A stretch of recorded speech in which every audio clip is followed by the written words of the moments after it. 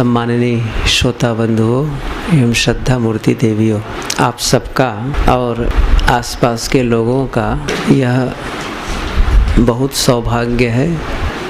यह आश्रम का निर्माण होना एक बहुत बड़ा आधार है। इसके आधार से संतों का आना जाना बढ़ गया, सत्संग वार्ता का आधार मिल गया, साधना का आधार मिल गया, अपने जीवन को संवारने का ढंग सीखने की जगह मिल गई। बहुत से लोग हैं जो चाहते तो हैं कि उन्हें इस प्रकार सत्संग मिले, संतों का साथ मिले, लेकिन दूर दूर रहते हैं और वर्षों बीत जाता है, उनके घर कोई संत नहीं जा पाता। तो पुस्तकों से समाधान ढूंढते हैं, सीडी इत्यादि देख लेते हैं और नीचे कैसे आ जाता है ये बार बार। हाँ बस ठीक है। तो ये मुश्किल होता है लोगों, ठीक है, लोग चाहकर भी संतों के समीप नहीं जा पाते और यहाँ स्वाभाविक है। जब मन में बात उठे कि चलो कुछ संतों से मिल लें, बातचीत कर लें, या कभी घर के ही कामकाज से जी ऊबने लगे, पारिवारिक है तो परिवार में भी कुछ ऐसे झंझट आ जाती है तो मन थोड़ा उलझन पूर्ण हो जाता है, चलो ना थोड़ा संतों के पास चल लें, थोड़ी देर बैठ लें, थोड़ा हल्का महसूस करते हैं। क्योंकि ये उसी प्रकार से होते हैं जैसे वृक्ष की शीतल छाया। जैसे कोई गर्मी में धूप कड़ी हो और गर्मी हो, जा रहा हो, तो वो देखता है कहीं पर कोई वृक्ष हो, कोई छाया मिल जाए तो वहाँ विश्राम करूं। ये शीतल छाया की तरह है, जहाँ आकर ये संसार के ताप से तपा हुआ आदमी विश्राम पाता है। एक बहुत बढ़िया आधार यहाँ अब तो बहुत अच्छा हो गया है कि गुरुदेव जी का प्रतिवर्ष आने का एक कार्यक्रम होने का तय है। इसके अलावा भी यहाँ रोज़ सत्संग चलता है, बीच बीच में संतों का आगमन होते रहता है। आप सब लाभ लेते रहते हैं, इसका लाभ लेना चाहिए। लाभ अपने को लेना है।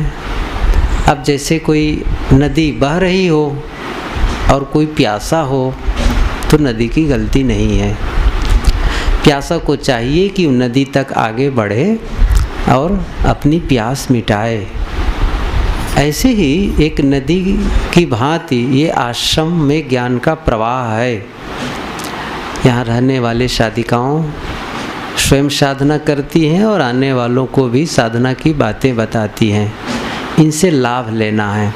इसी क्रम में ये छोटा सा सत्संग भी है, थोड़े से हम जीवन के संबंध में समझ लें। और जीवन बहुत सरल है और बहुत कठिन भी है। सरल इसलिए है, यदि इसको ठीक ढंग से समझ लें, जीने का ढंग आ जाए तो जीने का बड़ा आनंद आता है। और यदि इसे ठीक ढंग से न समझा जाए तो फिर बहुत संघर्ष। कई लोग कहते भी हैं जीवन संघर्ष है। जीवन संघर्ष नहीं है, जीवन सरल है, लेकिन हम संघर्ष करते हैं। क्यों संघर्ष करते हैं? संघर्ष इसलिए करते हैं क्योंकि हम चाहते हैं कि सब हमारे अनुसार हो, और जब नहीं होता है तो संघर्ष करना पड़ता है, ऐसा हो वैसा हो। तब कहेंगे क्या बताएं, मन को मारना पड़ेगा। ये सब संघर्ष है। थोड़ा सा समझ लें तो जीवन बहुत सरल है, बहुत सरल, बहुत अच्छा लगेगा। लेकिन अभी का अनुभव ऐसा नहीं है। थोड़ा सा इसको हमें जीवन के संबंध में समझ लेना चाहिए कि जीवन अच्छा कैसे हो।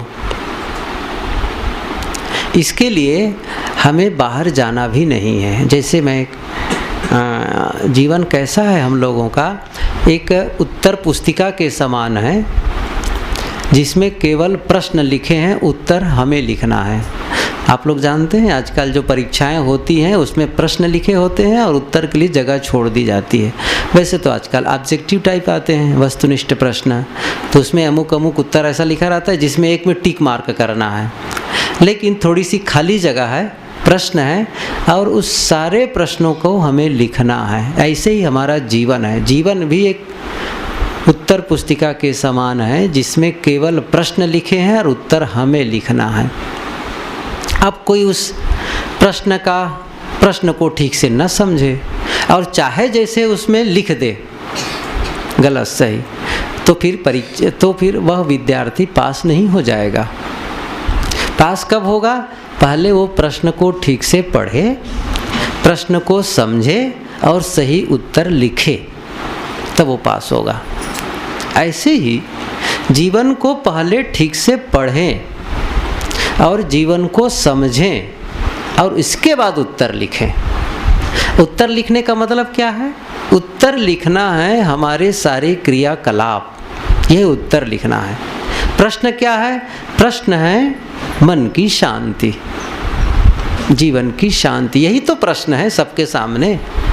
सुखी नहीं है, शांत नहीं है, ये सब यही तो प्रश्न है। जीवन का सबसे बड़ा प्रश्न क्या है?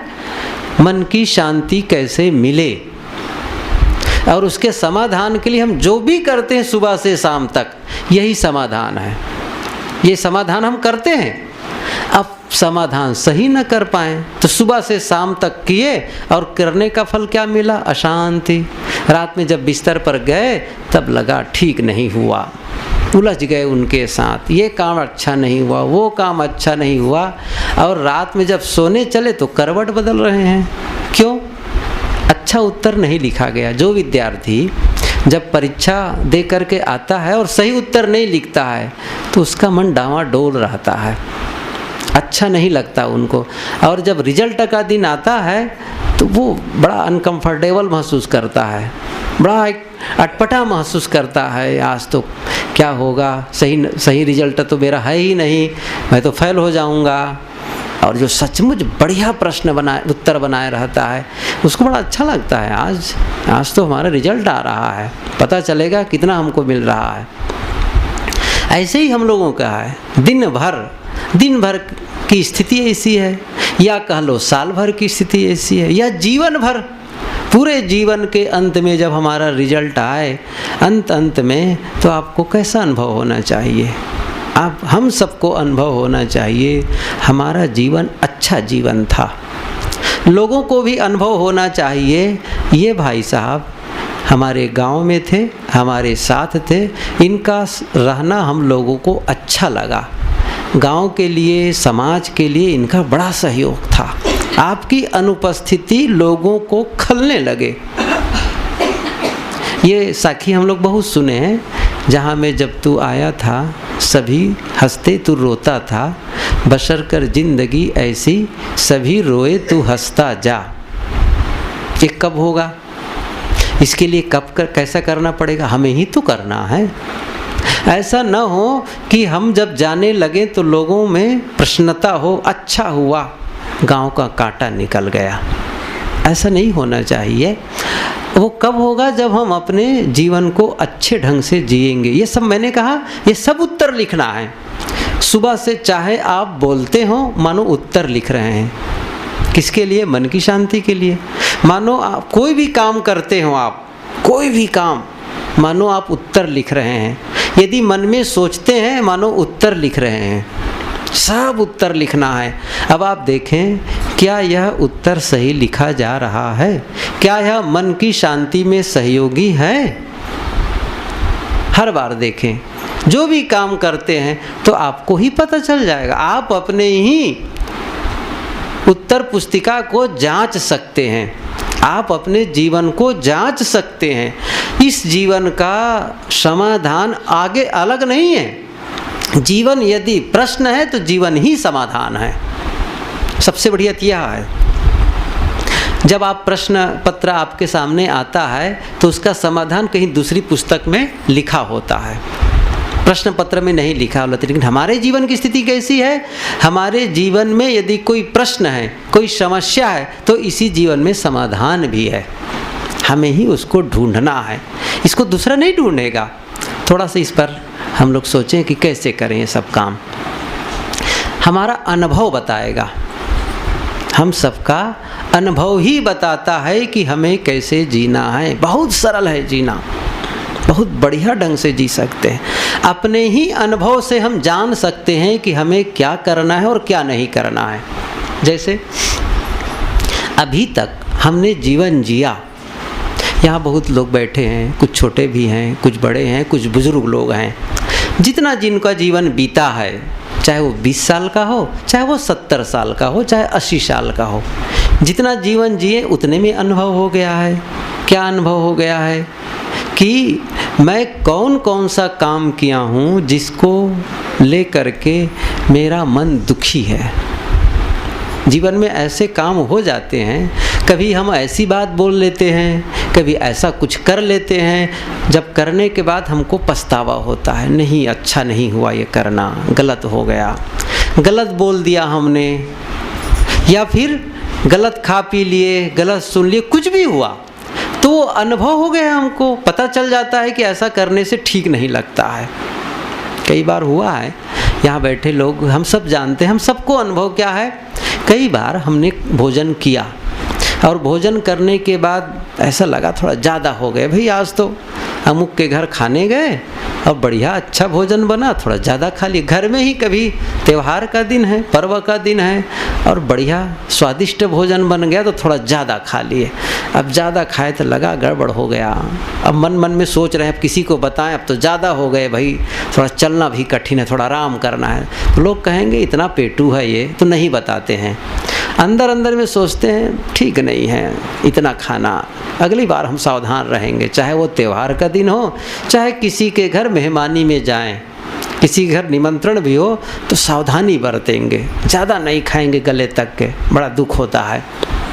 ये अनुभव हो गया ना, अपनी गलती से ही हमने अनुभव प्राप्त कर लिया, ज़्यादा खाना हमारे लिए कष्टदायक है। अब क्या करना है? अगली बार सावधान हो जाना है। कौन बताया? आप बताए, आप अनुभव किए, दूसरा नहीं किया। अब इसी अनुभव को अपने जीवन में आगे लागू करना है।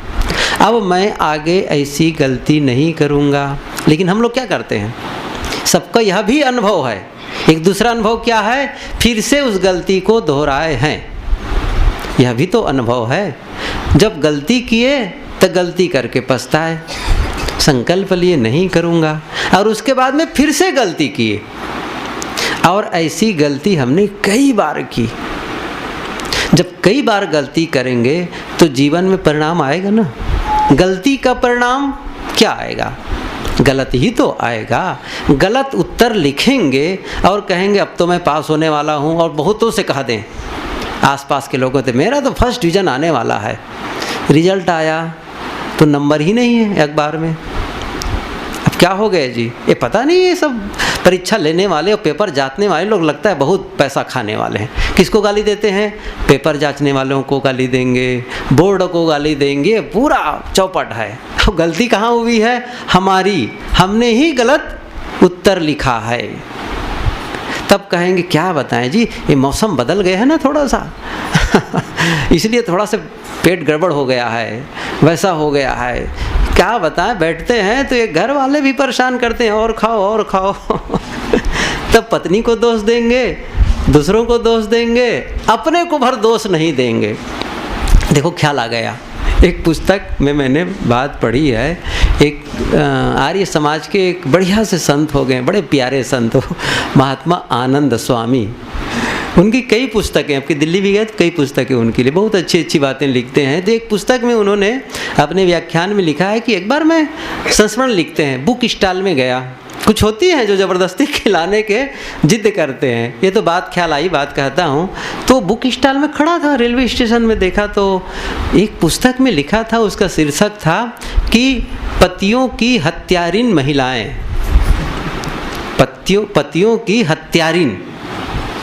तो पढ़ा कि ये बड़ी विचित्र महिलाएं हैं जो अपनी पतियों की हत्या करती हैं। तो पुस्तक को देख लिया, लेने लगा और पढ़ा। तब मुझे बड़ी हंसी आई। क्या लिखा था उसमें कि ये जो पतियों की हत्या करने वाली महिलाएं हैं, कैसे? तो पढ़ते पढ़ते बताया कि जब वो भोजन करने बैठते हैं पति, तब पत्नियां कहती है ये थोड़ा और खा लो, ये थोड़ा मुरब्बा खा लो, ये थोड़ा दही खा लो, ये थोड़ा से और मिठाई खा लो, थोड़ा से और इसको ले लो, ऐसा कह के ज़्यादा खिला देती हैं। और ऐसा करके पतियों की जल्दी हत्या कर देती, मार डालती हैं उनको। उन्होंने बहुत अच्छी बात लिखी, ये पतियों की हत्यारीन महिलाएं हैं करके। ये तो हम नहीं चाहेंगे तो कौन हमको ज़बरदस्ती खिलाएगा, वो बात अलग है। यह तो मैं जीवन के अनुभव के बारे में बता रहा हूँ। हम गलत खा के पछताए हैं। अब इसके लिए पुस्तक पढ़ें और बार बार प्रवचन में सुने, ये बार बार कहते हैं कि कम खाओ गम खाओ, इससे कोई फर्क नहीं पड़ना है। हमें अपने जीवन से ही बोध पाठ लेना है। इसीलिए एक संत ने बहुत अच्छी पुस्तक का नाम रखा जीवन की पोथी। क्या कहा? जीवन की पोथी को नहीं पढ़ोगे तो बाहर की पोथी सहयोग करेगा? नहीं करने वाला है। हम लोग अपनी जीवन की पोथी नहीं पढ़ पाते, इसलिए बाहर का पोथी पढ़ के हम समझते हैं। अपनी जीवन की पोथी पढ़ो। जीवन एक किताब है, उसे पढ़ें। तो जीवन में अनुभव हमने किया, गलत खाया, ज़्यादा खाया, या अमुक चीज़ हमें नुकसान करती है, अनुभव कर लिए। और या तो नहीं जानते हो तो बात अलग है, लेकिन जानते हैं यह चीज़ हमें नुकसान करती है। जैसे कई लोग शुगर के मरीज होते हैं, उनको तो स्पष्ट रूप से डॉक्टर कह देता है कि भाई मिठाई मत खाना, भात मत खाना और मीठे फल मत खाना, बहुत सी बातें कह देते हैं। लेकिन आदमी संयम कर पाता है? नहीं। जब बता रहे हैं आपको नहीं खाना है, फिर भी खाते हैं। लोग कहते हैं मत खाओ भाई, ठीक है ना, एक टेबलेट और खा लेंगे। ये तो समाधान नहीं हुआ।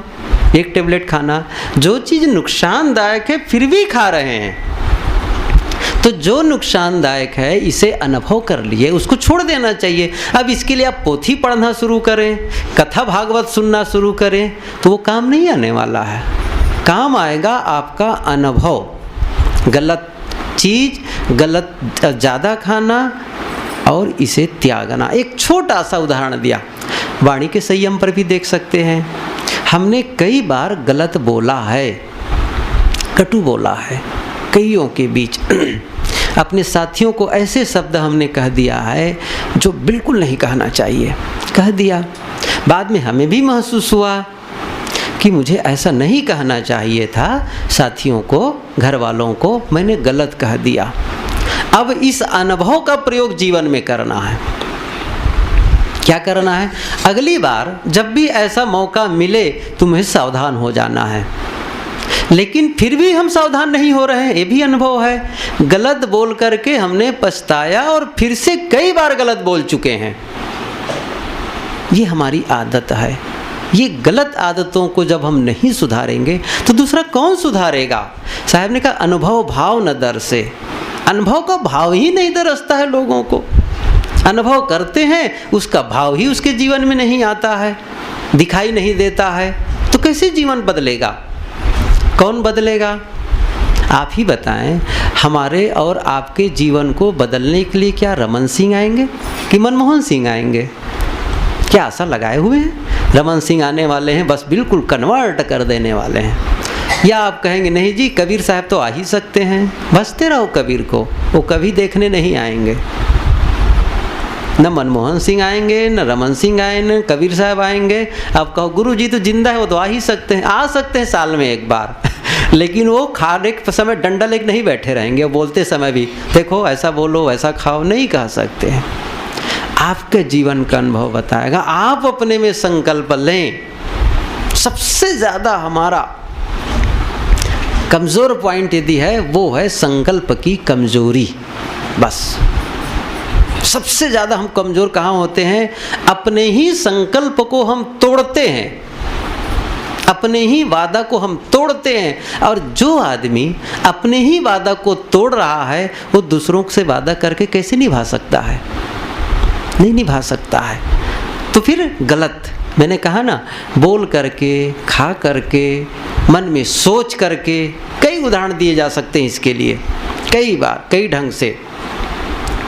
तो फिर ये अनुभव आया कि हम कोई भी गलत काम करते हैं, इसके फल क्या हुआ? दुख आया, अच्छा नहीं आया, और हमने उसे फिर से दोहराया है और एक हमने गलत मार्ग चुन लिया है। अब क्या करना है? ऐसा नहीं करना है। इसलिए मैं एक छोटा सा सूत्र आप लोगों के बीच कहा करता हूँ, भजन क्या है? हम लोग सब सोचते हैं भजन करो, सुनते नहीं संतों से, अरे भजन किया करो भाई, भजन में बैठो, अब तो बुढ़ापे में भजन करो, लोग कहते हैं ना, अब तो बुढ़ापे में भजन करो। तो कुछ लोग कहते हैं अरे अभी जवानी में क्या भजन करना है, बुढ़ापे में करना है। भजन क्या है? भजन कैसे करना है? इसका बड़ा सरल सा सूत्र बता देता हूँ। ये नहीं है कि आप भजन गाते हो तभी अच्छा है भजन करना। कभी जीवन में भजन गाना जानते ही नहीं हैं तो भी आप भजन कर सकते हैं। और आप यदि स्कूल का मुंह भी नहीं देखे हैं ना तो भी भजन कर सकते हैं। कभी भी स्कूल पढ़ने नहीं गए हैं और कभी अब क ख ग नहीं लिखना जानते तो भी चलेगा, तो भी आप भजन कर सकते हैं। कितना अद्भुत है! आप किसी भी अवस्था में भजन कर सकते हैं, चाहे स्त्री हो, चाहे पुरुष हो, जवान हो, बूढ़ा हो, किसी भी अवस्था में। अब बीमार आदमी भी भजन कर सकता है। सबसे बड़ी बात तो यह है, भजन कोई भी कर सकता है, चाहे आप नहाए हो चाहे न नहाए हो। किसी भी जाति का आदमी भजन कर सकता है, कहीं भी भजन कर सकता है। कितना सरल है भजन करना। क्या है वो? छोटा सा सूत्र बताऊं, गलतियों को न दोहराना भजन है। बहुत छोटा सा सूत्र है, कई बार सुने हैं, फिर से कहूँ, गलतियों को न दोहराना भजन है। जरा प्रयोग करके देखें तब पता चलेगा भजन सरल है कि कठिन है। तब आप कहेंगे बड़ा कठिन है। कठिन नहीं है। क्यों? आप ही तो अपने जीवन में सुख चाहते हैं ना।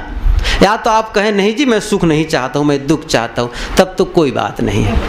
यदि हम सब सुख चाहते हैं तो सुख के उपाय ही तो वही है। कोई गलत करके कभी सुखी हुआ है? क्या कभी देखा है? आग में हाथ डाल के हम ये चाहें कि हमारा हाथ न जले तो क्या होगा फिर? हम क्या चाहते हैं? आग में भी हाथ डालते हैं और एक मानते हैं कि हमारा हाथ नहीं जलेगा। ऐसा नियम नहीं है। आप आग में हाथ डालेंगे तो हाथ जलेगा। इसका मतलब आप कभी भी गलत करेंगे तो उसका फल भरपूर आएगा। इसलिए अपने ही जीवन में सुखी होना चाहते हैं, शांत होना चाहते हैं तो गलतियां हो गई। देखिए, हम नहीं कह सकते कि हमसे गलती नहीं हुई है।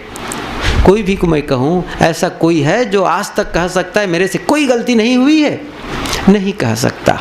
गलतियां हो गई, भूल हो गई, नहीं जानते थे तो फिर हो गई, कोई बात नहीं, समझ भी आ गई, अब उसे नहीं दोहराना है। तो जीवन अच्छा कब बनता है? कुछ काम ऐसे हैं जिसको न करने से, और कुछ काम ऐसे हैं जिसे बार बार करने से। बस साधना कोई कठिन नहीं है। जीवन को साधना या सुखी होना, शांत होना कठिन नहीं है और असंभव भी नहीं है। साधना के लिए ऐसा कुछ नहीं कहा जा रहा है जिसे आप नहीं कर सकते। सब कर सकते हैं, सब कर सकते हैं। बिल्कुल सरल है वह काम करना। क्या है? कुछ काम को बार बार करना और कुछ काम को बिल्कुल न करना। कितना सरल है ये काम। इतना ही तो करना है हमको काम।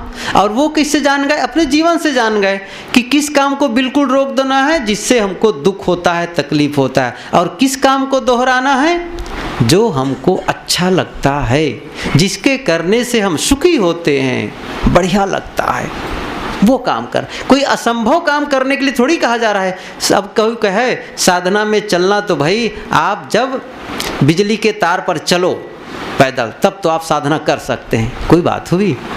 ऐसा तो नहीं कहा जा रहा है। या फिर कुआं में छलांग लगाओ ऊपर से, ऐसा कुछ तो नहीं कहा जा रहा है। असंभव काम नहीं कहा जा रहा है, वह काम नहीं कहा जा रहा है जो आप नहीं कर सकते। बहुत लोग बहुत कठिन काम करते हैं, बहुत कठिन काम वो भी कर ले जाते हैं। अभी कुछ दिन पहले सूरत से बड़ोदरा जा रहा था तो बीच में अखबार मिल गया। उसी दिन एक अखबार में छपा हुआ था चित्र, नियाग्रा जलप्रपात है, विदेश में एक, शायद अमेरिका में ही है, नियाग्रा बहुत बड़ा जलप्रपात है। जैसे अपने यहाँ है ना इधर भेड़ा घाट कहते हैं ना, तो वो बहुत चौड़ा है और बहुत उफान पानी गिरता है। उसमें एक रस्सा बांधा गया यहाँ से वहाँ तक, और उसी रस्से पर वो इस तरफ से दूसरी तरफ चला गया, सोचिए। और उसके पहले उसके दादाजी भी ऐसा ही करने चाहे थे, और वहीं वो गिर के मर गए, और वो भी कहीं थोड़ा सा भी चूकता तो नीचे जाके मरना था। और वो आदमी का चित्र दिया था, इस पार से रस्से पर चला और धीरे धीरे करके उस पार चला गया। उन्होंने लिखा है, जब मैं बीच में गया बीचों बीच, तो आंख बंद करके मैं अपनी दादाजी को श्रद्धांजलि दी थी, और फिर वो उस पार चला गया। कितना कठिन काम है। उन्होंने लिखा था नियाग्रा हार गया, शीर्षक ही दिया था, नियाग्रा हार गया। कोई नहीं किया था आज तक वैसा काम, पहला आदमी वैसा किया। ऐसा तो नहीं कहा जा रहा है साधना के लिए कि ऐसा करो, एक रस्सा बांधो और चलो, ऐसा नहीं कहा जा रहा है। वही कहा जा रहा है जो आप कर सकते हैं। क्या? गलती जो कुछ आप करते हैं उसे करना बंद कर दो, और जो अच्छा करते हैं उसको बार बार दोहराओ। क्या है, थोड़ा सा समझें आप इसको।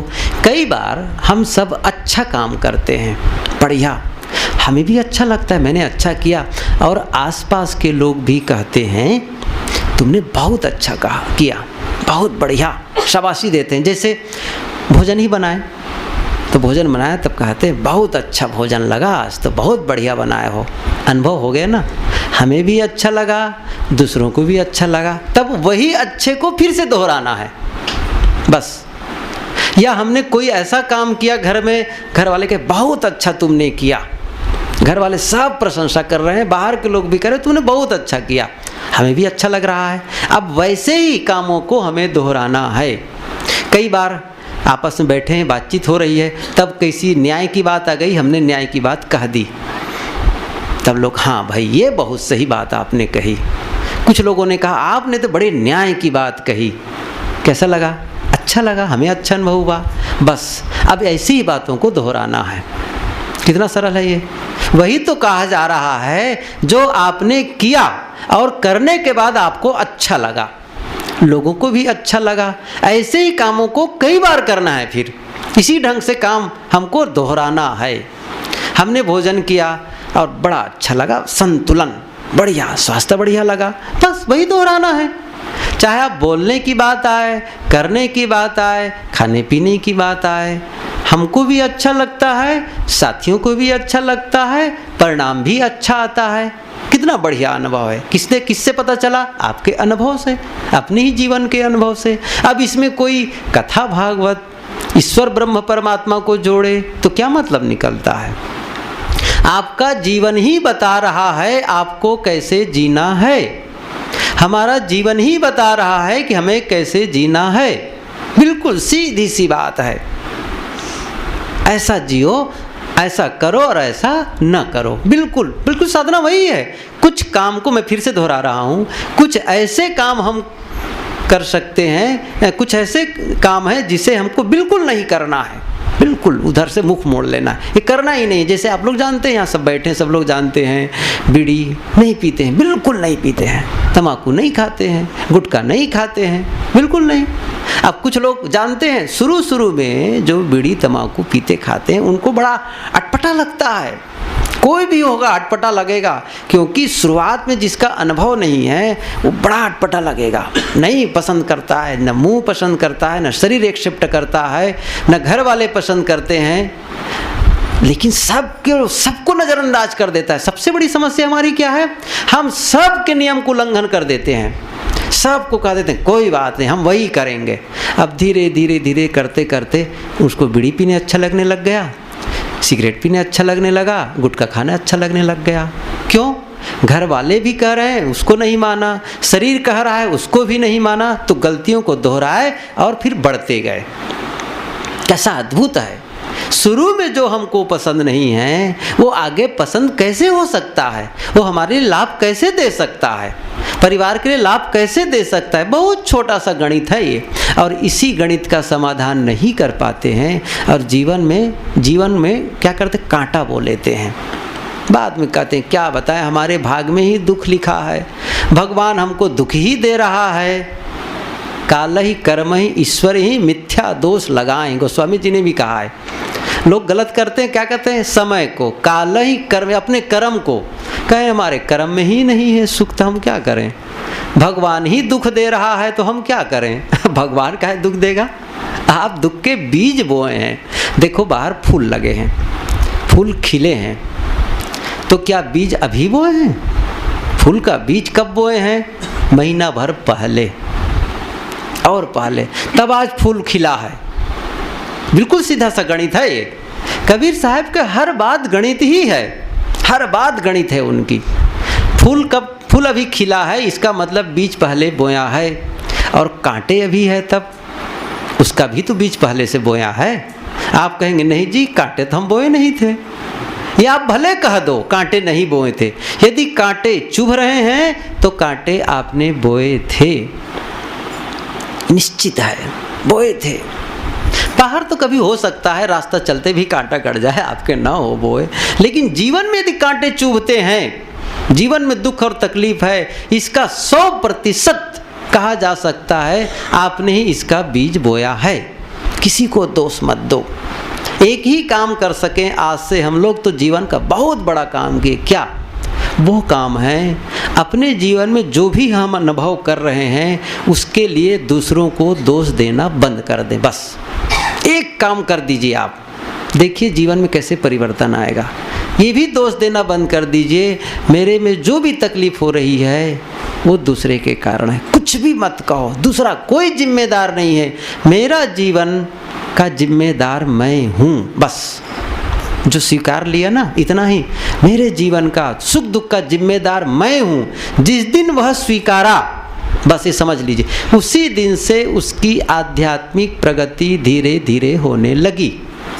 और जब तक वो ये कहता है कि मेरे जीवन का जिम्मेदार कोई दूसरा है, सुख दुख का जिम्मेदार कोई दूसरा है, नहीं कहता, मन मन में सोचता है, ऐसा भी हो सकता है, नहीं कह रहा है, बीच में कह रहा है क्या करूं मेरे ही कर्म, ऐसा कह दिया, मन में कह रहा है भीतर से क्या बताऊं उनके नाते है, क्या बताऊं उनके नाते है, तो भी आप वही कर रहे हैं जो आप कहना चाहते हैं, नहीं कह पा रहे हैं तो भी आप नहीं प्रगति कर रहे हैं, आप क्या ठहरे हुए हैं।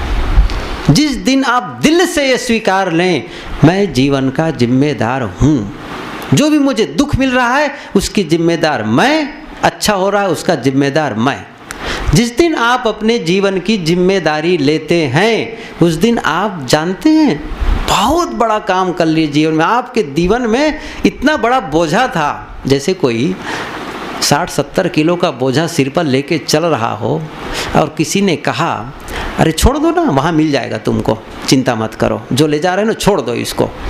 आप कहेंगे ओफ इसके लिए मैं कितना परेशान हो रहा था, पटक दिए। अब आप कितना मस्त चलेंगे, बहुत हल्का। इतना ही बोझा आप अंदर लेके चल रहे हैं जब दूसरों को दोष दे रहे हैं तब, और जैसे उसको कह दिए नहीं मैं जिम्मेदार हूँ, मानो आप एकदम रिलैक्स हो गए। कबीर साहब यूं ही नहीं कह दिए हैं, बुरा जो देखन मैं चला बुरा न मिलिया कोई, जो दिल ढूंढा अपना मुझसा बुरा न कोई। आप कहेंगे ऐसे अलल टप्पू कह दिए होंगे कबीर साहब जी, ऐसा कभी नहीं कहते वो। उनका जीवन ही ऐसा है जो हर चीज़ को जैसे तराजू में तौलते हैं तब कहते हैं। उन्होंने अपनी जीवन की पोथी पढ़ी थी, सबसे बड़ी बात है। कबीर ने क्या कहा था, क्या पढ़ा, अपने जीवन को पढ़ा। लोग कहते हैं कबीर निरक्षर हैं, मैं कहता हूँ कबीर जितना पढ़ा लिखा तो हम सब है ही नहीं। हम लोग को स्कूल की डिग्री है, उनको स्कूल की डिग्री नहीं थी, लेकिन उन्होंने किसको पढ़ा, उन्होंने जीवन को पढ़ा, उन्होंने समाज को पढ़ा, उन्होंने परिवार को पढ़ा, उन्होंने देश को पढ़ा, उन्होंने संप्रदाय को पढ़ा, उन्होंने धर्म को पढ़ा। इसीलिए जहाँ भी गलती देखे, नहीं पढ़ते समाज को तो कैसे टोक सकते थे, समाज में गलती तो देखते थे तभी तो टोके, भैया इसको हटाओ, ये क्या जाति पाती मार रहे हो, ये गलत है, कैसे टोकते, पढ़े तब तो जो पढ़ना चाहिए वह पढ़े, जो पढ़ना चाहिए वह पढ़े, और हम लोग जो पढ़ना चाहिए उसको बंद किए हैं जीवन की पोथी को, और बाहर की पोथी पढ़े जा रहे हैं। तो डिग्री तो मिल जाएगी लेकिन आप पास नहीं हो सकते जीवन में, जीवन को सुंदर बनाना है, उसके लिए मैंने कहा इसके लिए भी आपको असंभव काम नहीं करना है। ऐसा नहीं है कि आपको करना है, जैसे कि आजकल आप लोग जाते हैं नया पारा मेला लगता है तो कोई हाथ उठाया है, कोई भभूत लगा करके नंग धड़ंग घूम रहे हैं, ऐसा थोड़ी कहा जा रहा है ऐसा करना है कहा के, कुछ नहीं, बिल्कुल जहाँ है वहाँ रहो, बिल्कुल काम सब करो घर का, बस इतना ही करो। कुछ ऐसे काम हैं जिससे आपको तकलीफ़ मिलते हैं उसको बंद कर दो, और कुछ काम जो आपको अच्छा महसूस कराते हैं, कुछ ऐसी बात है जो आपको बढ़िया लगता है, उस काम को दोहराइए। बस आप भी आज दोहराएंगे कल भी करेंगे तो आज अच्छा लग रहा है तो कल भी तो अच्छा लगेगा। आज मीठा बोलेंगे तो अच्छा लगता है और कल मीठा बोलेंगे तब क्या बुखार आ जाएगा? कल भी तो अच्छा लगेगा। परसों बोलेंगे तब, अगले साल बोलेंगे तब भी अच्छा लगेगा, हर बार अच्छा लगेगा। ऐसे ही करते करते जीवन बीत गया। इससे बढ़िया बात और क्या है? आज संतुलित खाएंगे तो बढ़िया लगेगा और कल संतुलित खाएंगे तो कभी बीमार हो जाएंगे। ये कोई नियम है? आज संतुलित खाए अच्छा लगा, कल भी खाएंगे अच्छा लगेगा, परसों खाएंगे अच्छा लगेगा, हर समय अच्छा लगेगा। आज गाली देंगे किसी को अच्छा नहीं लगेगा और कल देंगे तब लोग हमारी प्रशंसा करेंगे? नहीं करेंगे। कभी स्वार्थवश कोई कह भी सकता है तूने अच्छा कहा, उनको गाली दे करके बढ़िया किया, बाद में फिर लेकिन जब समय आएगा तो वो भी भयभीत रहेगा, जब उनको गाली दे सकता है तो मुझे भी तो दे सकता है, क्योंकि जब उनका स्वभाव ही गाली देने का है तो दूसरों को दे सकता है, मुझे भी तो दे सकता है। जब एक जगह हम नियम का उल्लंघन करते हैं तो हम समझ लीजिए नियम का उल्लंघन करते हैं, इसका मतलब दूसरी जगह भी नियम का उल्लंघन कर सकते हैं। एक उदाहरण याद आएगा, बहुत सच्ची घटना। एक बहुत बड़े अच्छे लेखक हो गए हैं अमेरिका के, स्टीफन आर कवी। उनकी 2 पुस्तकें मैंने पढ़ी, the 7 habits of highly effective people और एक है 8वीं आदत। 2 बहुत अच्छी पुस्तक है। उसमें तो एक अनुभव लिखा। कई बार मेरा जो छोटा बच्चा था, अपना लिखा है उसका नाम डेविड नाम का छोटा बच्चा, तो मुझ पे कई बार मेरे जीवन से संबंधित बड़े गहरे प्रश्न करते थे। मैं परेशान हो जाता था। क्या? कई बार जैसे कोई बाहर का आदमी आया है और उनको किसी बात को लेकर के मैं उलझ गया और ज़ोर से बोलने लग गया, थोड़ा नाराज़ होकर के, तो बड़े गौर से वो देखता था मुझे। और जब नज़दीक आता था तो कहते हैं पापा, डैडी कहते थे, डैडी क्या आप मुझे प्यार करते हैं? वही पूछते थे बड़े आँखों पर, बड़ी करुणापूर्वक, डैडी आप मुझे प्यार करते हैं? क्या बेटा? तब उन्होंने लिखा वो ये पूछना चाहते हैं, जब उस आदमी के साथ इतना नाराज हो सकते हैं तो मेरे लिए भी तो हो सकते हैं नाराज कभी आप। वहाँ जब नियम का उल्लंघन कर सकते हैं तो यहाँ भी तो कर सकते हैं। बड़े गहराई से पूछते थे, मैं हैरान हो जाता था कैसे ऐसे पूछते थे। कहा के बताइए, जो दूसरों आदमी के लिए नाराज हो सकता है क्या अपने बेटे के लिए नाराज नहीं हो सकता है? जो दूसरों को गाली दे सकता है क्या अपने बेटे को गाली नहीं दे सकता है? आप नियम का उल्लंघन करके किसका लाभ करते हैं? आज ही कुछ दिन पहले एक पुस्तक में पढ़ा, नियम के संबंध में लिखा था कि नियम का उल्लंघन करना संभव नहीं है। नियम का उल्लंघन करना संभव नहीं है। हम नियम से टकराकर खुद को तोड़ लेते हैं। बहुत अच्छी बात लगी। हम नियम का कभी उल्लंघन नहीं कर सकते, बल्कि नियम से टकराते हैं और खुद को तोड़ लेते हैं, मतलब अपना ही नुकसान करते हैं। जैसे मैंने एक उदाहरण दिया था, नियम है आग का जलाना। अब हम कैसे नियम का उल्लंघन कर सकते हैं कि आग न जलाए?